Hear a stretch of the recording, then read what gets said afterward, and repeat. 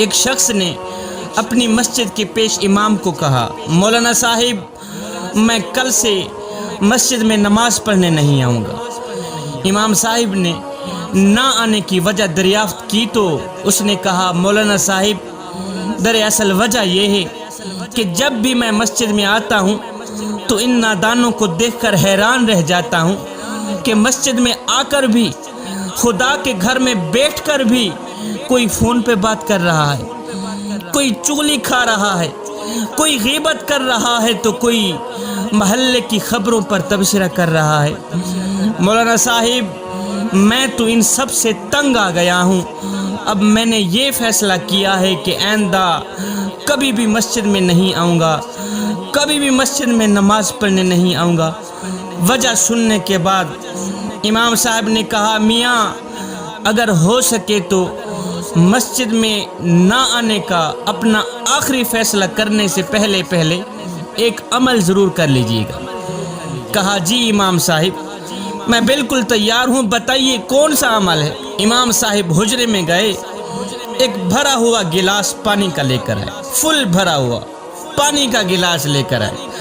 اس شخص سے کہا کہ یہ گلاس ہاتھ میں لو اور مسجد کے اندرونی حصے کے 2 چکر لگا کے آؤ، مسجد کے اندرونی حصے کے 2 چکر لگا کے آؤ، اور ہاں دھیان رکھنا کہ پانی کا ایک قطرہ بھی نیچے نہ گرے۔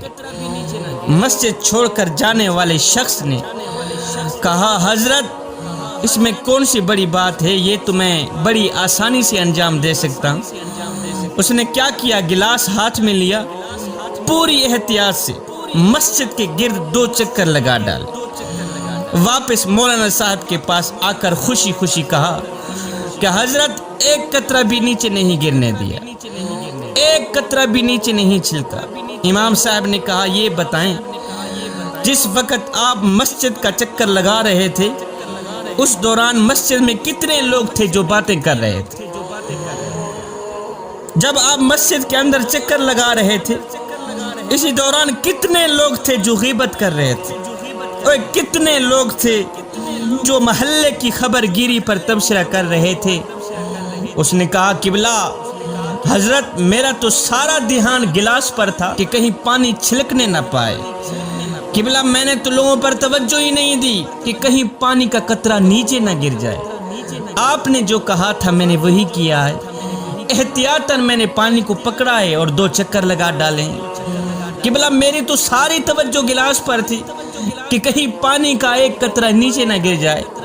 یہ سب کچھ سننے کے بعد امام صاحب بولے، او نادان، یہی تو میں تمہیں سمجھانا چاہتا ہوں کہ جب تم مسجد میں آؤ تو تمہارا سارا دھیان رب کی طرف ہونا چاہیے۔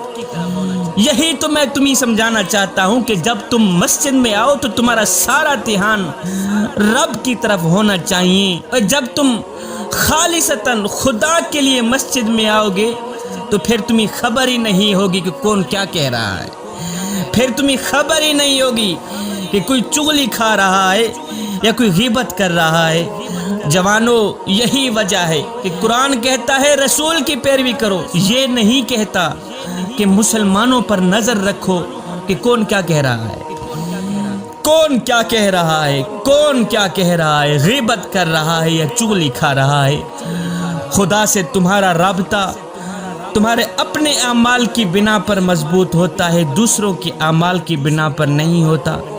انسان نے کوئل سے پوچھا، اگر تو کالی نہ ہوتی کتنا اچھا ہوتا؟ پھر انسان نے ساگر سے پوچھا، اور اگر تو کھارا نہ ہوتا کتنا اچھا ہوتا؟ پھر انسان نے گلاب کو اٹھایا، تلی پہ رکھا، پوچھا، اور اگر تیرے اندر یہ کانٹے نہ ہوتے تو کتنا اچھا ہوتا؟ تینوں بول اٹھے، اے انسان، اگر تیرے اندر دوسروں کے عیب ڈھونڈنے کی عادت نہ ہوتی تو کتنا اچھا ہوتا؟